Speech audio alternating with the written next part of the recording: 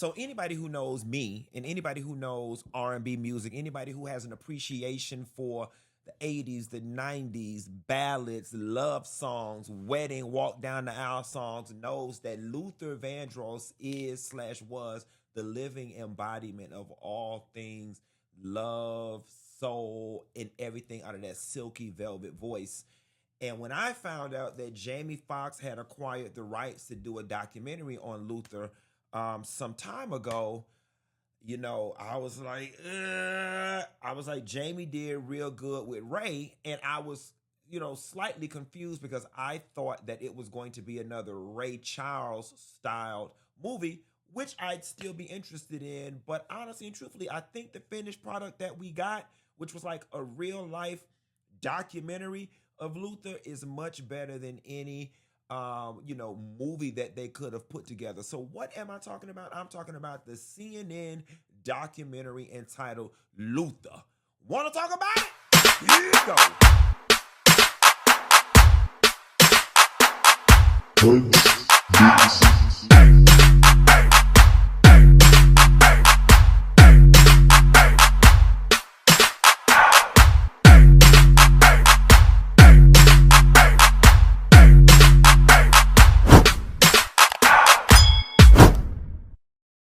So I'm gonna be real honest with y'all. I don't know what rock that I had been living up under that I did not know in advance of the Luther Vandross documentary that it was coming out. So after it hit and everybody started talking about it, I was like, whoa, is this that project that Jamie Foxx had secured the rights for some time back? Because I was expecting that to be a movie. I couldn't find it. And then shouts out to Phil Thornton, because Phil texted me and was like, did you take a look at my Luther documentary? And I was like, no, I had been hearing about it. I meant to. And he sent me the link, but I ended up being able to watch it on demand on CNN anyway, on this expensive ass DirecTV that I got. But last night, when I finished doing my show at 9 o'clock, I ordered some Papa John's pizza, and my homegirl Trina came over. She brought 2 bottles of wine, and we went down a musical journey called Luther, the documentary. And I was going to watch it home alone in bed, and I was encouraging her to do the same. And then she was like, I feel like I'm probably going to end up crying or something, so I don't want to watch it alone. I'm going to just come over to your house and we can watch it together. And that's what we did. And y'all know I got the lights that matched the TV, so it felt like we were just in a stadium, iPic movie theater type of situation. And when I tell you, we got our life everlasting last night with that Luther documentary. There was so much about Luther's life that I did not know. Some things that I did know. I will say this. I did not walk away from the documentary with any huge revelations. I didn't walk away with any huge revelations. I don't feel like I walked away with any new knowledge that was like worth gossiping about at the water cooler. But I will say I walked away from the documentary with a huge appreciation for the artist that Luther was and more detail into who he was as an artist. So I don't know if y'all knew, I knew about the whole Luther starting out on Sesame Street thing, right? What I did not know was that he was a part of a group, and I did not know that him and his friends that he grew up with, that they carried those friendships and musical relationships well through adulthood up until Luther's death. That was absolutely amazing for me, because what I took away from that is that there are certain creative souls and creative beings that you can come in contact with being in a creative space that could really be your core team throughout your career if y'all are just that solid. I always knew about Luther's relationship with Lisa Fisher. For those of y'all who were slow in the back or who mama, I assume people who don't know good R&B music grew up in a nasty house. Because if you black like this and not like this, and you don't know all the music, like if you don't know How Can I Ease the Pain by Lisa Fisher, Either your mama didn't have a car and you was never sleep late night in the car while your mama was coming home from the mall or from y'all auntie house or from a party late at night while the quiet storm was playing, or y'all house was nasty because your mama never cleaned up on the weekends and played the good music. Nevertheless, I always knew about Luther and Lisa's relationship. I did not know about, and forgive me, I don't mean to be disrespectful. I forgot the other gentleman's name, the skinnier dude, and the lady in the documentary who, as a young woman, had the gold hair, but in the documentary had the red. I forgot her name. I didn't know, but I always knew whenever you watch Luther's live performances, it was always Lisa Fisher, it was always the skinny dude, and it was always the other woman with the beautiful bone structure. They were always in the back. They were always in the back doing their thing. Something that I didn't know, never knew Luther went to college. He only went for 1 year. Big deal. Didn't need it. Didn't know that his father died when he was 8 years old. Now here's what's interesting, and not that it was any of our business, but since we were already getting into people's business, I would have liked to have known how Luther's father passed. I really would have liked to have known how Luther's father passed. And then drop down in the comments and let me know. In the picture that they show Luther with his father, there's another person in the picture. Did Luther have any siblings, or was he just an only child? I was not clear on that. Additionally, did he have a large family? Because we hear from the niece. And, when Luther died, I ain't gonna lie to you, I always wondered where his money went. I knew he had a very close relationship with his mother. And for whatever reason, my mind just defaulted to his money and his estate went to his mama. And then I remember friends telling me he had like some nieces and nephews that he was close with. And I assumed that maybe after the mama died, the money went to the nieces and nephews. But last night, my friend Trina was like, well, considering how close he was to some of his friends, Q, you don't know if he put some of his friends in his will. And then we had a whole conversation about if he even had a will, because, some people do, some people don't. But I'm just curious to know who's the executor of Luther's estate, where's his royalties going right now. And that's just because I'm nosy as hell. It ain't none of my damn business. Something else, guys, that I did not know. You have some artists who are like excellent singers, but they don't write or produce. I don't know where I got this from. And this documentary really corrected me. I don't know why I thought Luther was one of those artists where like songwriters like Diane Warren and Burt Bacharach walked in, handed him some lyrics, and told him to get in the booth and sing. Maybe I arrived at that because he remade so many Dion songs and so many of the Carpenter songs, Superstar. Maybe that's where I developed that at. But I never knew during Luther's living years and during his prime that Luther wrote music and that he produced music. Moreover, I did not realize that Luther Vandross was a damn force to be reckoned with when it came to background vocals and arranging and producing music. Quiet as it's kept. Let me close this door. Quiet as it's kept. I can't sing a lick to save my life, even though it's my favorite thing to do. But I'm going to tell y'all something. I've always felt this way. I honestly feel like the real magic in music happens in the background. And when you think about it, when you in the car and you singing, you're always singing the chorus, the background, the ad-libs, and the oohs and ahs. Don't get me wrong. While my personality very much gives Diana Ross, Patti LaBelle, Beyonce, I'm in the front, them other hoes in the back. I really think the magic happens in the background. And I think in order for you to be effective in the foreground, you got to understand that background. And that's one thing that Luther really, really, really understood was that background, especially when you're talking about ballads, songs that are supposed to make people feel something, and songs like these goddamn dogs, and songs that are supposed to tell people a story. The magic, the fill-in, the imagery comes from the oohs and ahs in the background, just the whimsicalness. I think about Superstar. with Lisa Fisher them in the background to say a song, say. Oh, I'm all off the melody, but nevertheless, y'all get what I'm saying. They set the stage.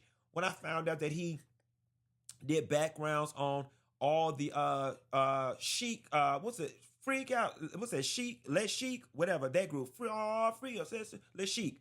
When I found out that he did like all the background vocals and arrangement on that, that was absolutely amazing. Something else that really blew my mind was the fact that somebody way back then had the foresight enough to capture the background footage of him working with David Bowie and his whole ascension, being a part of David Bowie's whole situation. Like, I loved all of that. Quiet as it's kept. I'm 41, born in 83. To be very honest with y'all, I'm embarrassed to say I don't know any of David Bowie's music. On the surface, I know that he was part of that Studio 54 era, that Boy George era, that George Michael's kind of era. I knew he was up in there, but I didn't know any of Boy George's music. And this documentary actually piqued my interest when it comes to Boy George's music, because I did not know he was like this awkward looking white boy that kind of had the soulful sound that he had. So I'm very interested in going back now and kind of maybe getting on my Apple Music and looking at a best of Boy George type of situation. Later on, I got all types of packages and producers calling me and whatnot. Y'all forgive me, doing 90 things at once, trying to get preparation for this launch. So that was that on that. Let me see where my notes at on Luther. Something else that I did not know and that the documentary exposed, I did not know that Luther also had a very lucrative career singing jingles, right? And I must say, I would be very interested in talking with a present day marketing executive that does ad campaigns for brands. And I am curious to know how and why the marketing industry abandoned jingles when it comes to commercials, and why they abandoned jingles when it comes to theme music for TV shows. Right now, I'm sitting here thinking about being a kid on Friday, and I could have been like in the kitchen washing dishes. And when I heard, "There's a rare condition this day late from reading the good news on the newspaper page. Love and condition is a grand design. Some people say it's even harder to find." We all knew Family Matters was coming on. And what did you do? You dropped whatever you was doing and you ran your ass to watch TV. There's another one that sticks with me. I don't know if y'all remember this one. "There's a new way to have dinner, you see. Call 203 for KFC. Hot chicken dinner for your family. Call 203 for KFC." Y'all remember when KFC did that brief stint in trying to do delivery? And here's what's funny. I am 41 years old. And the fact that I remember that. So first off, the KFC delivery program was a flop. It did not work. They quickly discontinued it. But all this time later, I still remember that jingle and that phone number, which means that brand impression and recognition is imprinted in my brain. I would just be very curious to see what marketing research suggested that jingles was just not the way to go. "To all beef patty, special sauce, lettuce, cheese, pickles, onions on a sesame seed bun." That was when Al Jarreau and Vesta did the McDonald's commercial. It would seem to me having a bunch of kids in a daycare center or elementary school running around singing songs for fast food chains, brands, and restaurants would definitely be the direction that businesses need to go in. Nevertheless, so midway through the documentary, we get all this backstory about Luther. He was doing all this background work and all of this jingle work and had a very lucrative career, but it looked like he was kind of pigeonholed into that. That's what he had been doing for a long time. The Sesame Street, the background arrangement, and the jingles. And honestly and truthfully, that's great work. And he still could have been lucrative and had a lucrative career and lived a lavish life. You will be surprised how many people make a killing in the background. My friend Trina, she's a huge fan of Tidra Moses. And I don't know what I thought about Tidra Moses' finances, but I just didn't think much of them until she shared with me that Tidra did an interview and said she was getting checks for $300,000 a month for writing Christina Milian's Dip It Low. I didn't even know that. I know Tidra Moses from the Complex Simplicity album back in college, Something About Your Backstroke, Wanna Be Your Girl. And I kind of thought after that, Tidra Moses, disappeared and was just doing, a little yang, yang, yang around the affordable old school concert of, quite frankly, doing hair like Sunshine Anderson. I don't know what I thought she was doing. Maybe I thought she got married and had kids and lived happily ever after. But to find out that these people are still and were still working. Lyrica Anderson, I found out yesterday, she co-wrote Greener on the Other Side, Chris Brown. People are eating, working in the background and working in production. And Luther could have, had he chose to just remain there, made a lot of money doing that. So then we get into him working for Roberta Flack and all these people. And, I identify with Roberta essentially firing Luther and setting him free in order for him to be his own artist. Now, she did it from a place of friendship and love and seeing something greater.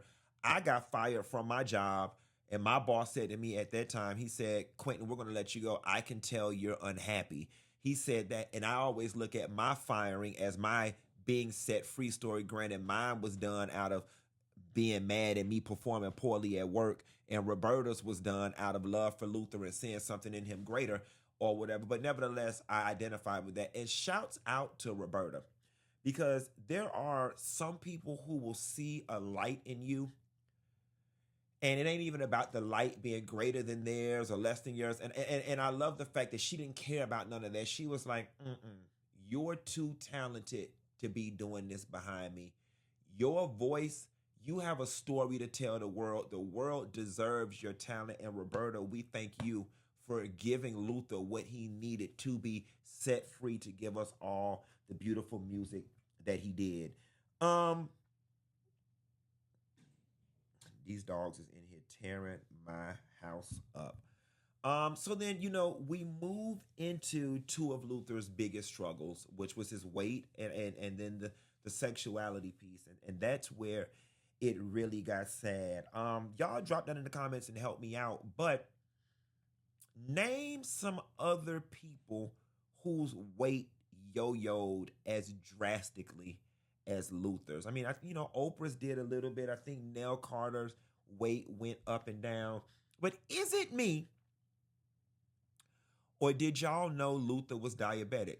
Not that his medical history would have been any of our business. Now, in hindsight, that it's being revealed with his weight, yeah, I totally get it. And I just wish that, quite frankly, that Ozempic and Mounjaro and all that other stuff that y'all shooting in y'all stomachs would have existed back then for Luther. I've never been heavy in my life. I can't relate to it, but I can only imagine, especially when you are being thrust in the public eye, how much of an issue it can be. But I think what this documentary taught me in relation to food is some people's relationship with food. What concerned me about Luther was less about his physical appearance and more about the piece where one of his friends said, all I think about is food. He said, I'm obsessed with it. All I think about is food. And when you think about addiction, you know what I'm saying? The same way I'm learning, or I've learned, the same way drugs and people's minds get rewired having to have crack or whatever, heroin, that people's brains do the same thing when it comes to food, when it comes to sex, when it comes to gambling, when it comes to whatever your addiction may be. And it's unfortunate that Luther, whether it be absence of technology, absence of education, absence of support system, absence of whatever it is he needed to get that under control, it's unfortunate that that void was there and he was unable to get the type of help that he needed. Now that I think back at it, there was professional help. back then. Maybe he just didn't know. You know, a lot of people are anti the doctors or just not educated enough about medicine and their options that are available to them, and everybody thinks that they can just do things on their own, or my least favorite, pray about it. You know what I'm saying? And I just wish that he would have had some intervention from medicine and technology wherein that he did not have to take on that struggle by himself. You know, the other thing, and I'm not going to spend a whole lot of time on this, was his sexuality. I went into a deeper dive on Funky Not Even Alive, where I said that there was not a human being alive that did not know that Luther Vandross was gay. It was just beyond obvious, but it was one of those things that we tend to do, particularly in the black community, where it's like kind of don't ask, don't tell. And just as long as the person never cops to it, we'll just pretend like we don't see it.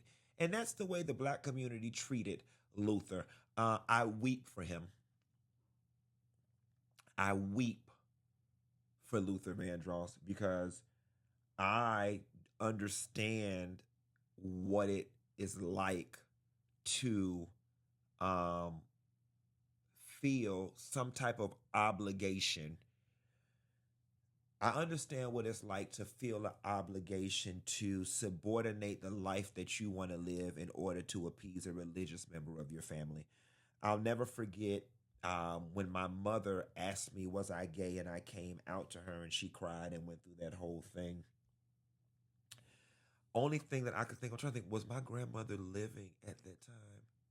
I think my grandmother was still living at that. No, either my grandmother was still living or she had just recently died. No, I think she was still living. No, I think she had died. But anyway, you know, my grandmother let it be known from the time that we was kids. My grandmother belonged to the Apostolic Church, and I remember my grandmother letting it be known very early on that, you know, gay was not cool. She wasn't with it. You going to hell. It's the devil. I remember one time my grandma picked me up from school. I had to be about in the ninth grade, and she looked over at me and she said, the devil ain't got you thinking about boys, do he? And I remember saying no. And I also remember a time when I was in elementary school or like middle school, we would go to my grandma's house after school, and I got in the car, and my grandma said to my mama, I need to talk to you. And I slightly overheard my grandmother expressing some concern to my mother about me potentially being gay. I remember these things. And I remember the shame and whatnot that I felt. So I remember post college, when it came to like, what am I going to do as far as my identity? I just remember feeling like I could never come out while my grandmother is alive. I remember feeling that way. I remember feeling like the juice just would not be worth the squeeze. I remember feeling like it would hurt her. I would be kicked out of the family. She wouldn't like me. And I knew how nasty my grandmother could be when she got upset in the name of Jesus. And I just didn't want to go through it, but I did not want to hurt her. And how sad is that? That people, whether it be homosexuality, whether it be teen pregnancy, whether it be whatever it is people's cross to bear in this life is, that we can be put in such a psychological conundrum where we are willing to subordinate and forego parts of our lives in order to appease people that we love and to remain being a part of the village. And so, you know, it's not Luther's fault that he was born into the family that he was born into with the religious beliefs that they had, but it is unfortunate that he had to forego a lot of things in order to appease his mother. I feel like Whitney Houston struggled with that same thing. And I'm not going to lie to you. The story behind the song Any Love, I kind of wish I didn't know it. Because, you know, Any Love is one of those, and for those who don't know Any Love, because everyone needs a love, no doubt. Any love, any love. Hey. And that's one of those Sunday feel-good songs. You just left the mall at 3 o'clock. You and the family in the car, y'all getting ready to drive to Ruby Tuesdays to eat. Shelby Russian is on your radio on Sunday, giving you your old school Sunday jam. It's a upbeat. 'Cause everyone needs a love, no doubt. Any love, any love. The sun blowing top down. It's a feel good song until you comprehend what it's about. And now I'm like, the song is actually sad as hell. And like his assistant said, and this is the part that hurts, and I resonate with them again, being a black gay man. Um, any love. Like, do you know what it has to feel like? Do you know how big the void in your soul has to be for you to write a song where you say you would essentially do anything to feel any love? I'll never, ever, ever be able to listen to that song again the same without thinking about the place that that song came from. But that's the beauty of music. And I wish that music would get back to that and not what it is that we've got going on now. Something else that this Luther documentary um, brought to my attention that I never considered when we talk about the conversation of R&B being a dying genre, R&B not being prevalent anymore, labels not supporting R&B, or whatever the case may be. We always speak about it from a racial perspective and from the white man and them preferring pop or whatever, and as if the phenomenon was something that happened to us and not something that we aided and abetted. I never took into consideration or never crossed my mind that hip hop played a part in pushing R&B, especially soulful R&B, to the side as well. Never took into account that hip hop pushed some of those artists out because, again, it was the pop effect. It was more mainstream. It was more crossover. It had the white boys and white girls in the suburbs singing it and whatnot, and they didn't want to hear any love and superstar and a house is not a home and all these other things that Peabo Bryson and Regina Bell and Christopher Williams and you know Glenn Jones and all the rest of those guys, Shalimar and Howard Hewitt and all the rest of those guys had to say. It's like, damn, the people that we love, Jay-Z and Puffy and all those dudes, they actually helped collapse the genre as well. And that was a very hard realization for me to swallow yesterday. Additionally, guys, I was curious and still curious to know why Oprah and Patti LaBelle were not participants in this documentary. I would like to think enough of Jamie Foxx and everybody involved to definitely think that they were asked to participate. I just you know what? Now that I think about it, there could be a world where obviously Jamie secured the rights. He had to get the rights from the family, from the estate. I just wonder if there's a world where the family's upset with Patty and they were like, we don't want her to be a part of this because we don't consider her a friend for what she did with Luther. You can't do wrong to somebody and tell them how mad to get, right? Um,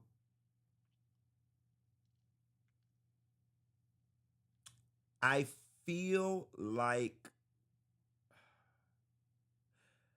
I guess two things can be right at the same time. I feel like Luther's friends, family, and loved ones do have the right to be upset with Patti LaBelle for what she revealed on Watch What Happens Live.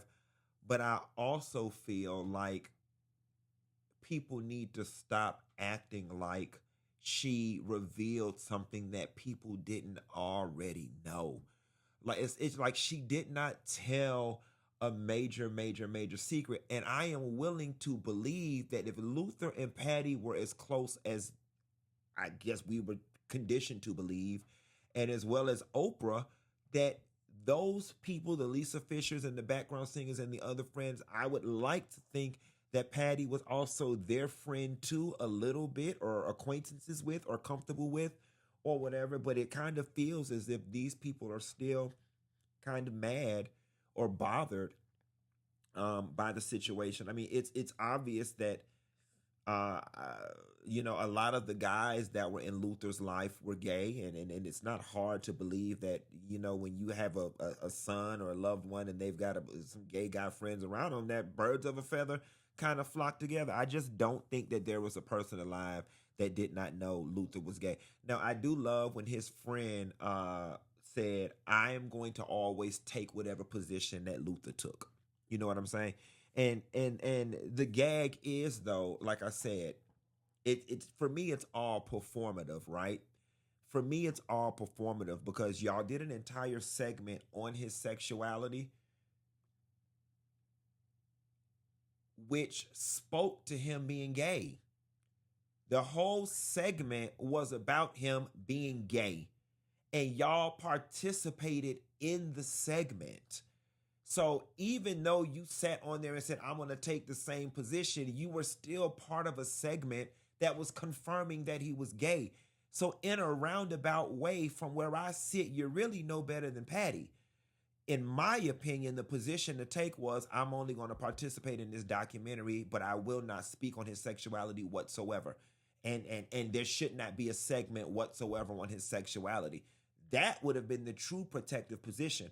But to sit in a segment juxtaposed against the Patti LaBelle situation, you were still part of a larger machine disseminating the fact that Luther was gay.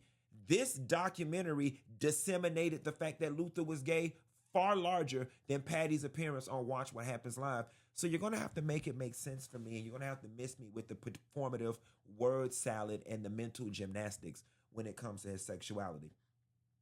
I wish we would have gotten a little more FaceTime with Nat Adderley Jr. Nat Adderley Jr. was the piano player. If you listen to Medley live on the Luther Live from Radio City Music Hall, you'll hear him say, I'm telling you, Nat Adderley Jr., nobody does it better. Then Nat does this whole piano breakdown. Absolutely love it. Shouts out to my business financial advisor, Michelle Adderley, who's family members with Nat Adderley Jr. I'm always knowing somebody. I'm important. I'm kind. I'm special. Whatever. But all in all, the documentary was phenomenal. Jamie Foxx and everybody involved did an amazing job with this documentary. And this is how you take your time and do things right. And speaking about take your time, something else that will forever blow my mind is play it easy, keep it right there, yeah. I think all of us thought he was talking to the lover or whoever the subject of the song. We thought he was talking to that person, not knowing the whole time he was talking to the band and freestyling. He said, play it easy, keep it right there. And it's so funny because when you listen to that song, Superstar, the live version, especially those of us who know it inside and out, every ooh and ah and every ad lib in the song, that literally is the orgasm of the song. Because by the time you get to the point where he's saying play it easy and keep it right there, you ready to bust musically.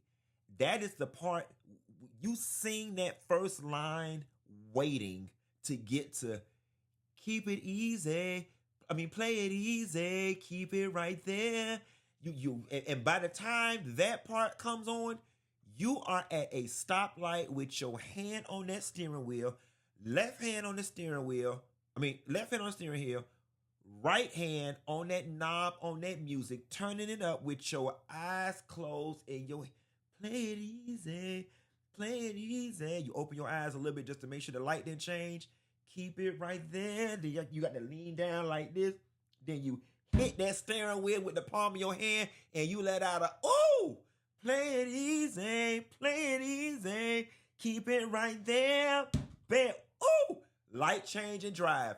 Y'all know if you black like this and not like this, y'all know what that moment is at a stoplight when your soul just does a double backflip to a song at a red light. The documentary was good. I walked away from it feeling good. And this is the way you honor people's lives without all the salaciousness. Oh, something else I didn't know. I didn't know about Luther and the car accident and the person dying. My friend Trina said to me, I wonder if the person in the car was Luther's lover. I don't know. But it was a great